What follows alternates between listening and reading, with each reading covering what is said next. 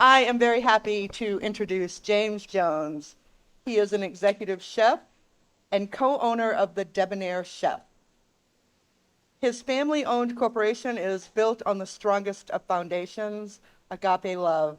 A true understanding of this kind of love gives him the ability to meet staff as well as customers where they are and provide them with the support they need before they ask.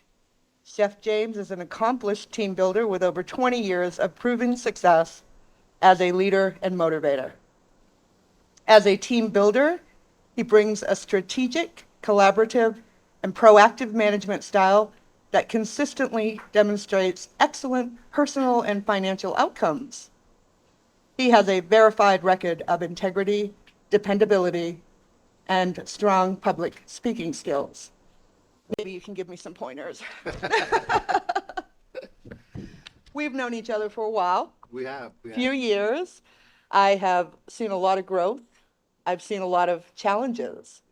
And I am so happy to have you here today and to learn more about what you're doing now because you're doing some really amazing things now. But we'll go ahead and jump in with your story.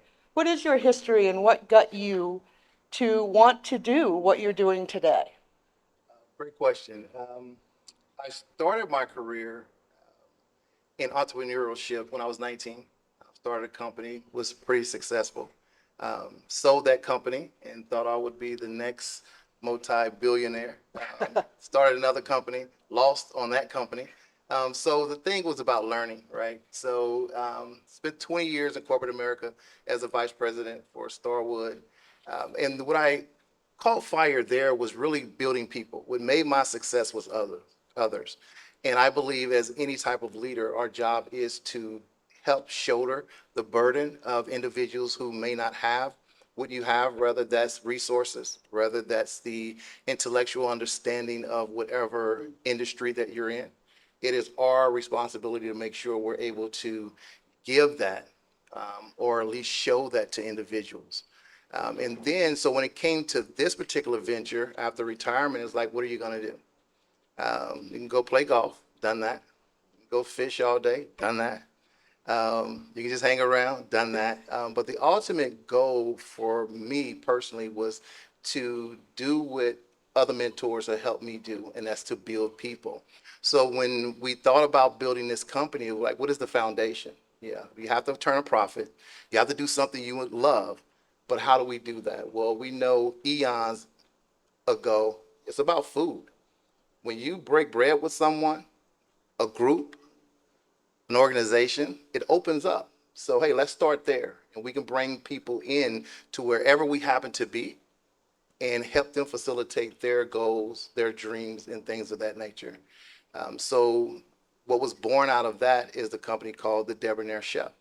And debonair is just an old term, English term that means respect, respect for others, for the gentleman, especially respect for women, chivalry, integrity. So it's just an old word that our young people today talk, that they're suave. They have all of this machismo in some cultures is what it's called. Um, Swag, as my son like to call it. That's what debonair is, right? It's to bring young men and young women in and to treat them and show them life. So our company is designed to bring you in, what we call home or gateway. You love what you see here, you stay with us forever. It's a gateway also, so you learn the back end, front end, P&Ls, and we kick you out into this world to spread your dream, spread your love.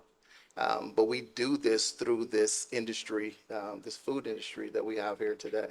So as was stated by Sue, there are some major triumphs. But with major triumphs comes some things that you have to go through. And we've been through a lot. But the beauty of it is charity starts at home and spreads about, right? So I have to make sure my home is strong. I have to make sure this young man is built on a strong foundation. He understands what agape love really means. I have to make sure my wife understands that, she can stand on my shoulders anytime. So if it doesn't start there, believe me, it's going to crumble out here. So that's the first thing we share with each other and the people that come to us. Make sure home is good. Home is good. Believe me, home is good. Out here in this world, you're going to make a difference. So that's in a nutshell why the Debonair Chef exists. Oh, that's a lovely answer. And you've mentioned your young man sitting here next to you. Why don't you go ahead and introduce yourself? My name is Javen Jones. How old are you, Javen? 11. 11. So I've met Javen a couple of times. James came over and did some tours at our facility when we celebrated our 11th anniversary. We couldn't do our 10th anniversary because of COVID, and Javen joined him. And everything that you've said, I see in your son. I have been incredibly impressed every time I've met you, Javen. So I think that you have a very strong foundation and you have amazing support, and I look forward to seeing where you go in the world. Okay, so taking a look at what we have here, we have kitchen managers, and we have regulatory people, and we have people who provide supports to food entrepreneurs. So we have to dive into shared kitchens. So when I met you, you were coming to PFAP. And I don't know your history before PFAP. So were you in a shared kitchen before you came to PFAP? No, and this is a question that'll get to the sentiment. So, how we got to PFAP, I tell people it's a 50-year odyssey, right? Um, I believe we're destined to be somewhere. So, how I got to, I'll start by how I got to Carolina. I'm from Tampa, and my now wife was living in Fuquay, Farina, which I've never even heard of that name before. So we met in Tennessee, probably almost 17, 18 years ago. When I was a vice president there, she's from Tennessee. We dated for about a year. She always said I didn't act right, so she left. But anyway, I don't believe that one. But anyway, we broke up, and I moved back to Florida, retired. And about 15 years later, we came in contact again. She was living in Fuquay. We long distance dated, so when I decided to move to Fuquay, she was baking these Cinnamon cinnamonies, rolls. yeah. So Oh, cinnamon rolls, but little ones, right? And her house was inspected, all those types of things. And me being sales and marketing, I was like, okay, this is pretty good. We can grow this. That's my outlook on life. So if I see something, can we make it bigger? And she was like, maybe sort of. I like where I'm at, those types of things. I'm like, cool, cool, cool, cool. I don't. I don't. Let's grow it bigger. Let's do it better.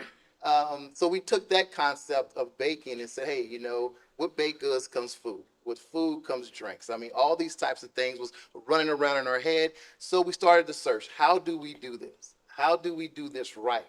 My whole thing in life is if you're going to do it right. And if it's even something that's righter than right, do that. So we started searching for different opportunities to be able to prepare food so we can sell it and sell it legally. So we dove into our research. We seen that we can contact churches that may have space, done that, didn't work out.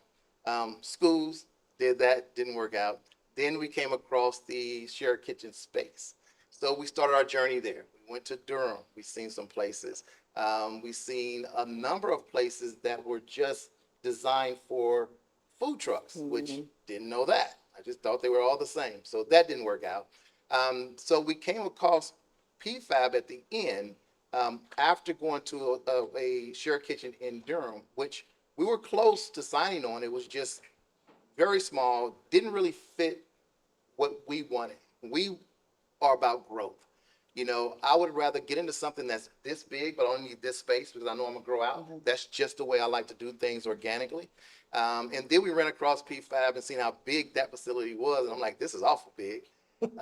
So we went in there, we started that process, and that process was a little daunting as far as what you need and those type of things. But I also knew I needed individuals that had the time to share with us what it would make us successful. And I knew that the first place that we went to, they didn't have that time. They had a major venue. They was building another venue. So the individuals just didn't have that time.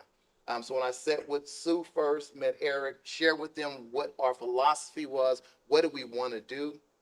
Um, what I liked about them is they didn't say, okay, this is the easiest thing in the world. It was like, okay, maybe some challenges, but let's go with it. But having that guidance, as far as what we needed to do first, second, third. Um, really helped us to where we are today, which I'm sure we'll get into that. But that was our journey to PFAB. And once we got into PFAB and really started getting in the deep end of the water, their support really helped us sustain where we were at PFAB and then get us to where we are now, which will be a catalyst to where we're going in the future. Wow, you just wiped out like four of my questions in one answer. So you found the supports that you were looking for. When you came in there, did you even know what type of support you needed? Of course I did. I mean, I know everything, right? But no, I did not. I am that type of entrepreneur, and if we are, we have to believe that we have the answers. But we have to be smart enough to know we don't have the answers. Because if we don't believe we have them, we're not going to step out. That's what keeps people behind their doors with all the dreams. So, but you have to be smart enough and not so arrogant enough to know that, hey, there's something out there you don't know. So to answer a question, honestly, no, I did not know what I needed. I just knew this is not a space that I am an expert in. Marketing and sales, I can build all of that. But what is the regulatory components? What do you truly need license-wise to do this? Those expertise needed to come from somewhere. And when I got online, there's different individuals that you can pay that will help you do that. But it was fortunate and a blessing that we were at PFAB where we had two individuals that can just share with us, hey, this is what you need to have, so you know that anything you do will be above board. So you also taught us a few things, and it was a lot of fun going through the process with you. You got certified to do meat and poultry production. Oh, yeah. So let's talk about that a little bit. Yeah, you talk about happy accidents, right?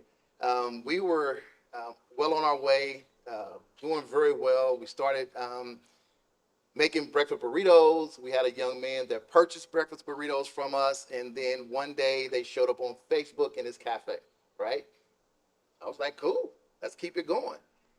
Didn't understand or didn't know that you have to have this NCDACS certification to be able to sell meat somewhere, and the regulatory agencies made us confused because Wake County told him, absolutely you can.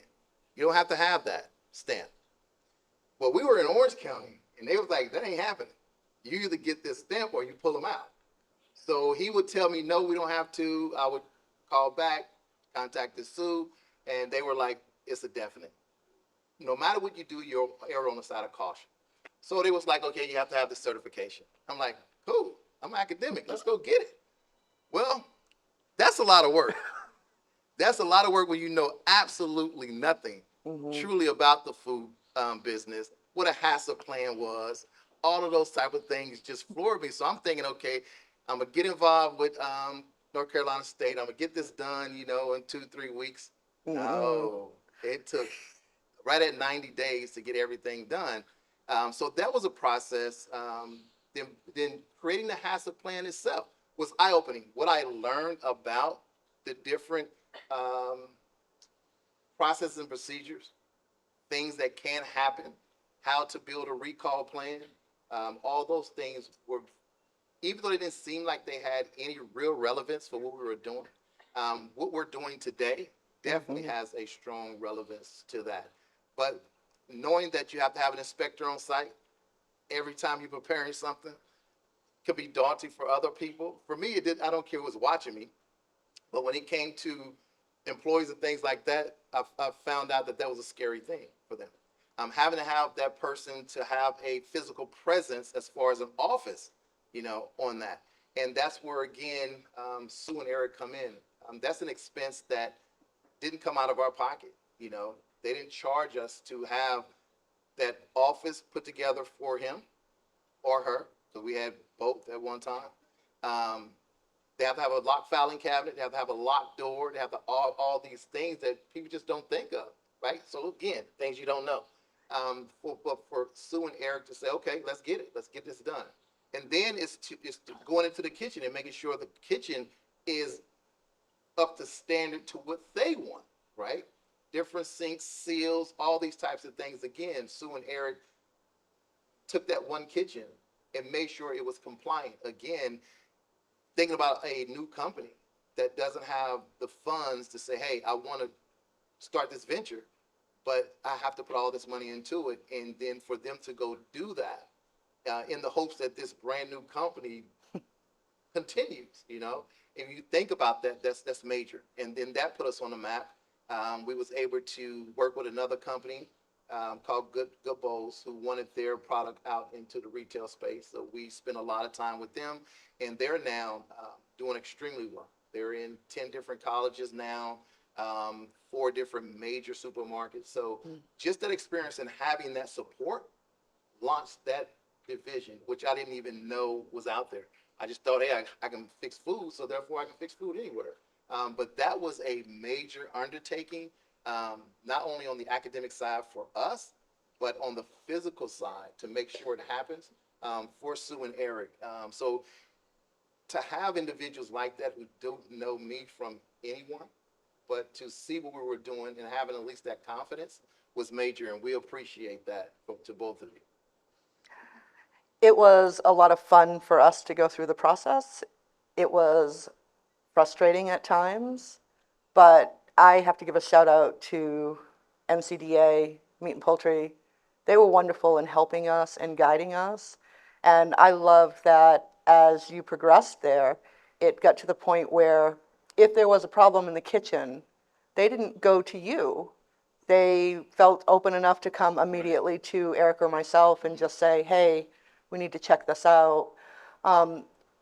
Any of the kitchens here dealing with meat and poultry at this point? You? You're from Florence, right? Yeah, I have another couple customers that are starting that process. Cool. I don't know what the rules are in South Carolina. It's a very similar scenario. Cool. And then we've used, do you as well? Yeah, I'm also on the progression to get those sort of inspections, but I have a question. Are you doing the HACCP plans for each client, or is it for your facility as a whole? So you don't really do it for the facility as a whole. The person who's producing the food needs to be HACCP trained. You're going to be managing a facility.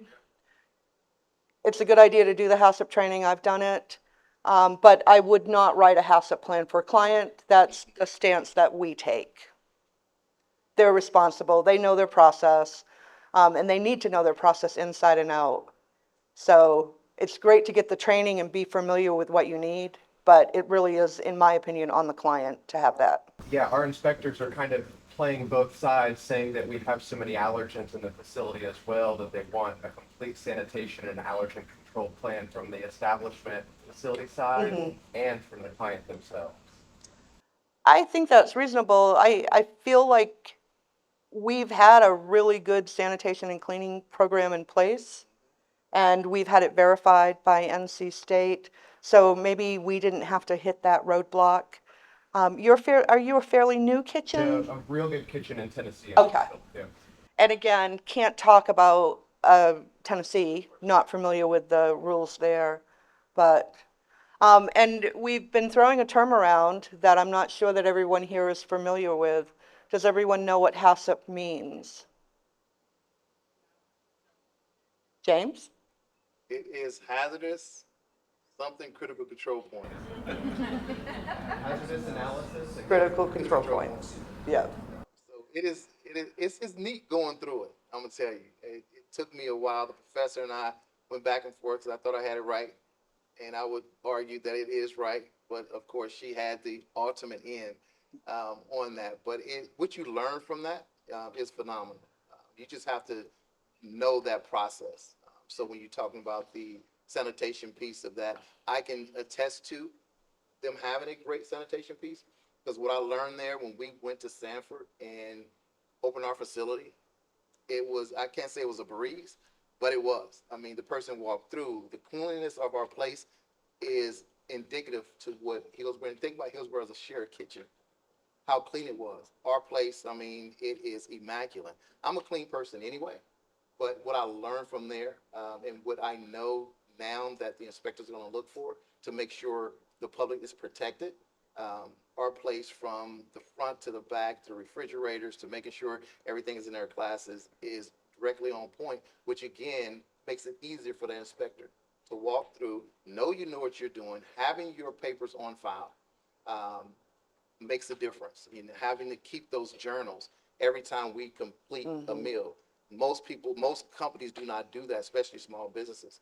But that is something that was great when we was able to obtain a um, contract with a movie production called Breakwater. They was filming a show down in Aberdeen at the old jail.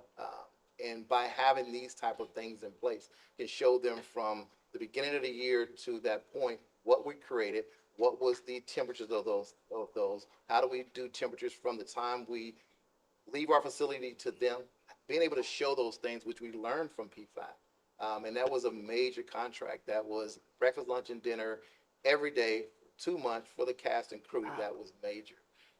So those type of things that you start to build on here, that foundation I talk about, will catapult. You don't know when it's going to come into play, but it's going to come into play. So I can attest to their sanitation, to their bookkeeping, and we just mimic that, which makes me look smart when I go to different places.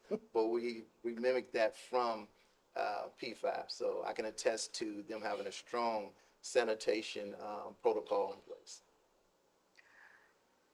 I had a question about the inspector, and I was curious at the time that y'all had the specific office, how often would an inspector be at the facility?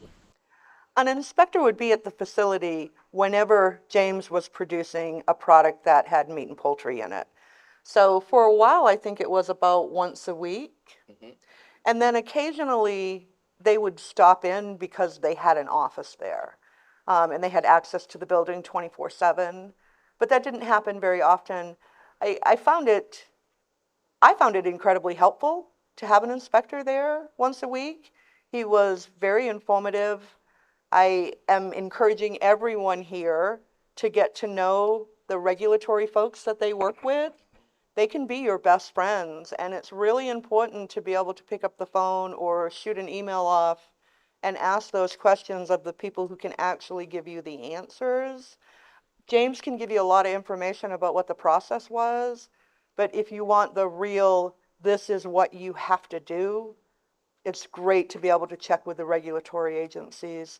So if you're exploring that area, I would encourage you to reach out to Meat and Poultry and see if you can have them come. They came and did a review of our building before you even started to give us some guidelines as to what the building would need to do. And is there still an office, is there still an inspector coming, or there's not a need? We don't have anyone producing meat and poultry right now, but we still do have the office with the locked filing cabinet. And to be clear, it doesn't have to be a dedicated office. Other people can use that office. There just need to be a locked filing cabinet, and they needed to have access to an office when they were on site. Yes, ma'am. When you say office, you mean like closed space, not just the desk off to the side? I believe it needs to be an enclosed space, but I can't attest to that. So we will have a meat and poultry inspector here later today. But do you know? Yeah, it has to be an enclosed space. The person has to be able to, for privacy reasons, because at the end of that shift, they'll bring, like for me, they brought me into that office, closed the door, and went over last week's. Or if there's something they seen there that wasn't so critical, but they need to address that, and they give you scores and things of that nature. If something is not correct, they'll give you that information and the time to correct that. So it needs to be a place they can have a private conversation. And they would tell us if there was something that they found in the kitchen that needed to be changed or modified. And at one point, we were really busy and you were struggling to get kitchen time. So we also had to go ahead and have another kitchen certified. Yep. We went and did the wet kitchen as well, I believe. Yep, that's correct. So you did a lot of stuff at PFAP. And you worked in a shared kitchen for a while. Jill did it on her own for a while at home. And I don't know, does she still make those cinnamon rolls? Because damn. She, I was trying to get her, They were I was good. trying to get her to do them.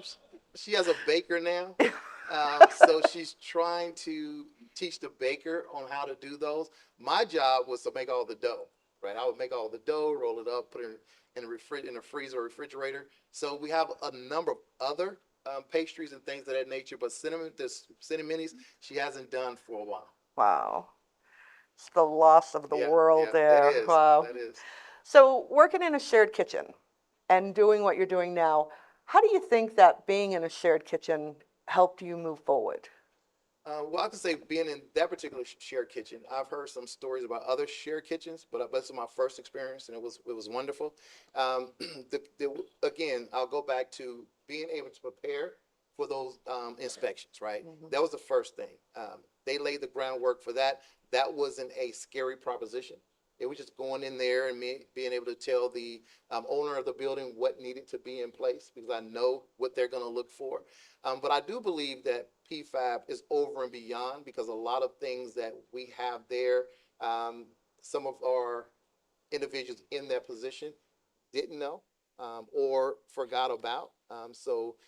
We brought certain things to their attention. The organization on how to organize a kitchen definitely came from PFAB, how to build our SOPs, because I just took what I've been able to learn from them and that paperwork and build our own SOPs as far as, from the transportation of the product from getting to one space to our store, the preparation of that, keeping those records till where it gets to where it needs to get to. So being a part of PFAB definitely made our journey so much easier, especially on that inspection side, because when you're dealing with food, as you know, especially as a new person, that's the scariest part. So what needs to be done? What doesn't need to be done? Oh, they didn't do it at this place. They need to do it at this place. But what I found from PFAB, you just do it all. So you don't have to worry about anything. So the transition was very, very easy. Like I said, from how to uh, keep your records from your vendors to that end destination, which is your client, how to make sure those things happen. So that process was made very, very easy. So, James, you've made it sound like working in a shared kitchen was a wonderful experience. Oh yeah, very easy. I remember a few times when it wasn't so wonderful. I remember one particular situation with a whole bunch of brand new sheet pans going missing and everybody running through the building looking for them. And we ultimately found out what happened. It was frustrating for everyone, but it's not always pretty. It's not. That's the beauty of life, right? The beauty of life, no matter how we look at it, is the messy parts. Even though nobody wants to go there, but when you go there and you're on the other side, that's the beauty of it, right? It's a test. It gives people the ability to respond. It gives a measure of your character, how you're going to respond. So you're right. So a number of things happened in there where there were some materials that we own that was just gone, you know. And because you have that shared space, you have 14,000 cameras. We get that. It's still frustrating because you don't have your pans right then. That's when you need them. I can't go back, 14 days or 2 days or 14 hours to try to find them.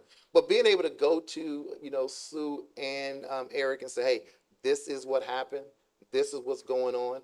And for them to address it the way they addressed it, and that's what I love about them as people. Yes, they manage a facility. Yes, they oversee certain things, but as people, they're able to share with you compassion. Okay, yep, this could have happened. It may have happened, but this is what we're going to do until we solve that situation. And they were able to do that. So that was frustrating. And as you grow, trying to find time, right? It's frustrating. I have clients needing me now. Okay, call up. You got everything's blocked out. There's nothing to do. And for them to at times contact different other patrons and have their time moved around so we can fit in there. I mean, who does that? So that was an awesome thing. They've done that multiple times. It just wasn't one time. And then building that camaraderie. That's another thing that's good. So there's a family part of that as well. So there's different vendors in there that we became close with, and we was able to build that rapport. We would refer, they would refer, we would help, we would bounce things off of each other. One of the things that was nice, we had one of the clients, I can't remember her name, who had a big project all the time. And when we got into good bowls, I would ask them, hey, how do you do this? You know, how do you do that? You know, I see y'all have 18,000 people, all these things going on all the time. How do you do that? And for them to stop and share that information with us is invaluable. And those are the things you can pay for, but it's better if you can have people who actually are doing it right then.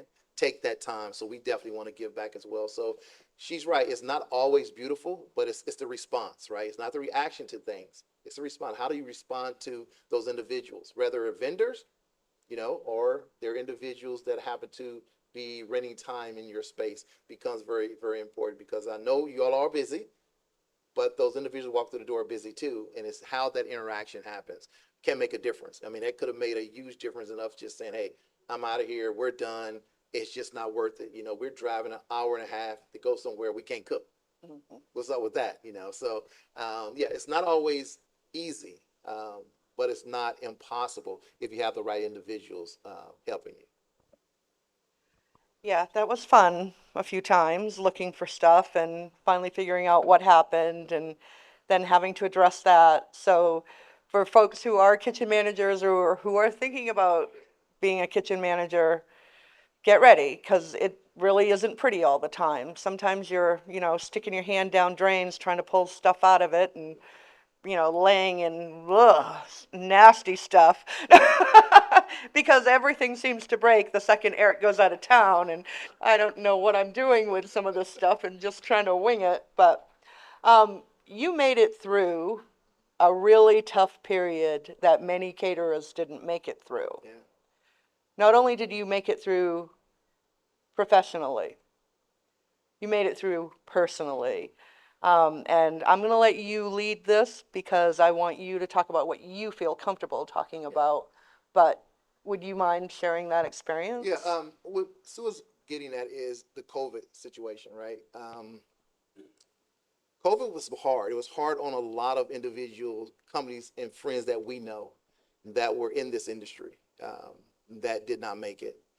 One thing that we did in the beginning of building this company is making sure we had a company that can turn on a dime. I've been a part of major companies, Fortune 500, Fortune 300 companies, and those ships take a long time to turn. I just know for us to be successful, or any business I get involved in to be successful, it has to be able to turn. So when we built this company, we built the model that we can definitely make changes as quick as possible. And what happened with us when the catering side of that went down, of course, our meal prep side of that sprung up because people couldn't go out and do anything, right? And it gave us the ability to flourish and capture business that we wouldn't capturing because of this pandemic, unfortunately. And through that process, one of the things that happened is I contracted COVID, right? And I'm that type of guy that's Superman, right? I don't get sick. You know, I've had a kidney transplant, nobody ever know it. All types of things. You just don't know. I just get it and keep going. But this definitely was one of those things that stopped me. And for my wife, my son, my daughter, who was at Bethune-Cookman University, come in and have the support of them, but then be able to call on Sue and Eric and Sue checking in. And now these things I don't know, right? I'm laying in the bed, because of complication with this kidney transplant and this is going on, not even understanding how sick I was, even though I knew I was sick, right? Even though I knew I couldn't get out of bed sometimes. I'm in the hospital 2-3 times and wife still doing what she got to do. That was tough. That was tough. But when you think about support and people going over and beyond, yes, my family came together. They did it. Friends came together and helped her. But you have these two individuals that run a very successful large kitchen that's calling to make sure, how is he? What we need to do? Open some hours. Do these type of things. At the end, on the other side, when I've learned those things, those are the things that mean so much.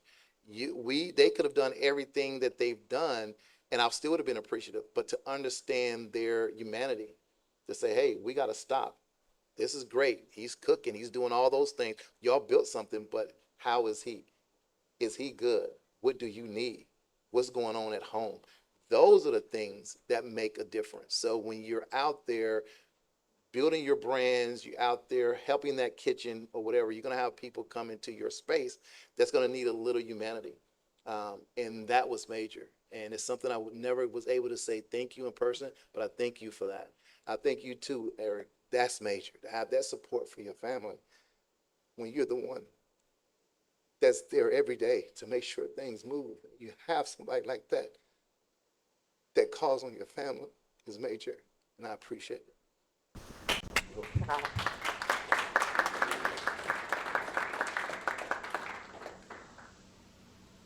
You guys meant the world to us. I think the world of most of our clients, and we knew you were having a hard time, and we knew that all caterers were having a hard time.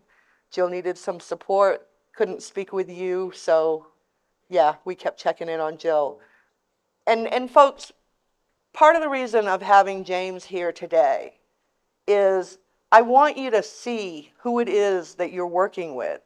I want you to know the people that will be in your kitchens, because we're not hopefully just providing space. We're not telling people, come on in and use our kitchen, and we don't care what you're doing. We're not going to help you. Just here you go. We want to be involved. We want to help people be successful, and we get a lot out of it personally. I got the experience of meeting you and Jill, and now your young son, and watching your business grow and flourish, and going through meat and poultry and HACCP and which I didn't find as fun as you did. But we want you all to recognize that we really can have a big impact. And it's right here. You have an incredibly successful business now, and you have multiple people working for you. You have your own facility. I think it's a round of applause for James. Oh, you've done amazing. And this right here is your legacy. So with that, we're going to wrap it up and ask if folks have any questions of James or anything that you'd like to know. Yes. When did you decide that it was the right time to have your own space? That's a good That question. is a great question. With everything with me, it's numbers too. I'm a numbers guy. So when I thought about when do we launch our own, well, it has to be sustainable, right? My whole thing, a lot of things in life is sustainability, right? You can make a rush of money, but again, if that's not sustainable, you're gonna be back in the kitchen, share a kitchen, right? Because that's gonna fail. So there was a certain number we had to hit based on what we were forecasting for budget to rent that space, based on what we would find on the outside, that would be able to fit that budget.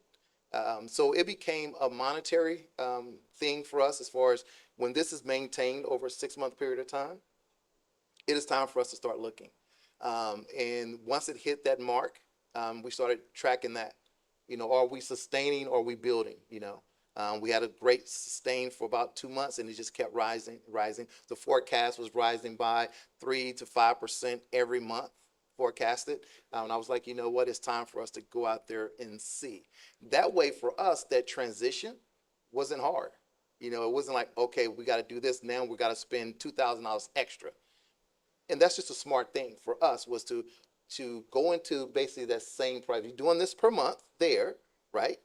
Just slide into something that if you can afford $100, $200 more a month, fine. But don't go out and buy a storefront or rent a storefront that's $12,000 with the promise of, because of foot traffic, they're gonna walk through your door. Which we were approached by a number of people. You know, hey, we got this space. It's where you should be. You know, I had a person say, we built in the kitchen. Go in there. You tell me how that kitchen. How you want that kitchen, we'll put you in there. Of course you will, but you'll do this too, and I ain't got no time for that. So it was really finding something that reflected what we're doing monthly to go into a facility of our own. So that for us, that was our timing. Do we have this on lock now? Is it sustainable and growing? And if it is, over that 6 month period of time, we was able to move out. I'm sure a lot of thought went into that. Yeah. Any other questions for James? Yes, sir. You talked about pivoting. Curious, the cinnamon rolls started the business. What happened to the cinnamon rolls? My wife got tired. These little cinnamon, that was a task, right? And it was out of the home because we was inspected at a home, whatever you had to do for the house. And it just got bigger and bigger. But what made her that decision happen is as the meal prep end of that started growing exponentially, and helping me on the meal prep end of that as a chef and trying to do that, she decided, hey, I'm gonna forego this because there's a markup there, but the cost to profit wasn't the same in the meal prep. So when we looked at those numbers, like, okay, let's pivot and center it here. And for the look at, hey, we're going to go back on that side when that time comes. And we did, but by the time that time came, she was really over baking, if you will. So we hired a baker and all those types of things. And the great thing about that, that pivot, to answer your question, that's how it pivot.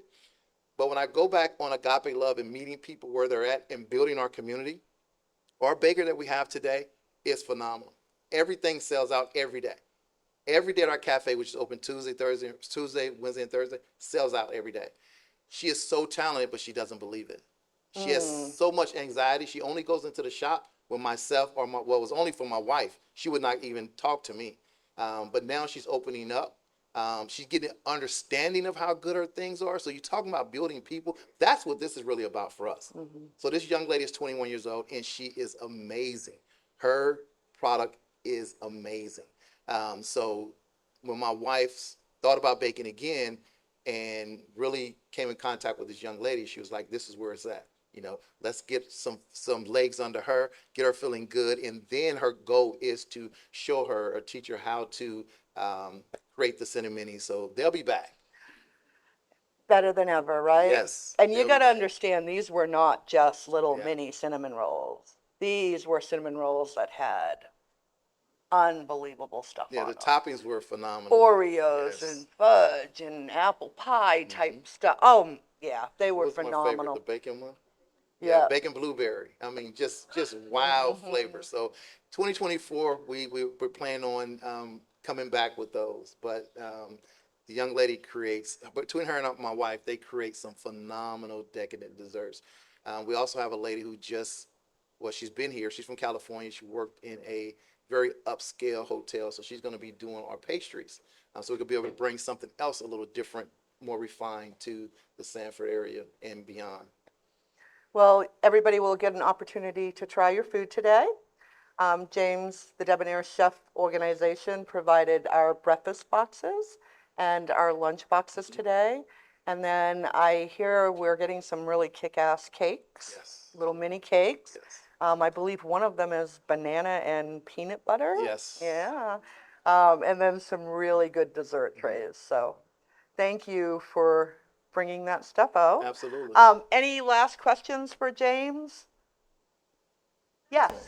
So you talked about the cost of profit and figuring those things out. Is that based off of your prior knowledge, or is that something that you went through education-wise? Because I think a lot of us will be doing a lot of hand-holding if we're not already, and really helping people of a dream does not pay, your mortgage go through. So how was that process for you? Yeah, a number of it had to do with my past work, right? As the VP, moving up those ranks, understanding what profit or loss is, understanding what your cost of raw goods versus that end result. But then this is food, right? It's not talking about materials and things like that I was interested in. But I did a lot of research on my own. I asked individuals. I remember coming to Sue one time, what is that margin? I've heard 30%, 40%, heard so many different things. Going through the RISE program in Sanford, we went through that program. That was great because they show you how to create a business plan, and again, I'm a very smart man, so I'm like, I know how to create a business plan. But then going through that, the way they drilled down into the real granular part of that was awesome for me because I love that. But that going through that program showed me a lot as well. So there is a academic knowledge of that from the past. But again, we're talking about today. Then you went through COVID, how to adjust those prices. So a lot of that came from my experience with PFAB, asking other individuals in there, going through the RISE program. Those things really set the groundwork for me. But again, if a person wants to know, they can find out, right? But then you have to adjust from there because the average is 30%. So what's 30%? Whatever you spend has to be 30% of whatever you charge. So you got to go backwards on that. And it's going to be give and take, right? Because you're going to make more money on some things than other things. But that's what I looked at, is I leaned on my past experience, but understanding that there's other things out there, and then came up with a number for us that made sense, but knowing that you're going to be up on some, below on others, but the average when it comes out for us comes to be about us food costs. When I come to work and everything, that comes to be about 33%. So that works for us. And I'm sure that's people's higher, people, some say 40, 30%. I don't think it has to be that. It's just how diligent you are in that. But in our process is we spend more money on the front end. Like before, if I have a dream, if you will, I always will bring people in, get them trained up before that dream comes to fruition. That played a big part of my success in the corporate world. I'm trying to explain to them why I have a huge payroll because it's going to pay out on the end. Or you can start this project, I can bring people in, it's going to take you 2 years to be profitable. Or I can bring them in, we can spend 40% more on the budget and you be profitable within 2 to 3 months. How do you want this? And it's going to always play out to be profitable quicker. And I bring that same philosophy here. So you will see a lot of people in our kitchen, but what they don't see is that organic growth that's already in the future. Any additional questions? James, thank you. This was great. I love hearing your story. I love catching up with you and knowing what you guys are doing now. I encourage you all to check them out on Facebook. I'm not sure if you have Instagram. Yeah, I'm a little old. I don't play with I don't Instagram either, much. but we have a person that handles Instagram and Twitter and TikTok and all those TikToks. I love watching the post about, okay, it's 10:30 and we've already sold out of chicken salad for the day and different things like that. So check them out, follow them, watch how they grow. And thank you so much for you. joining us today. Thank you all.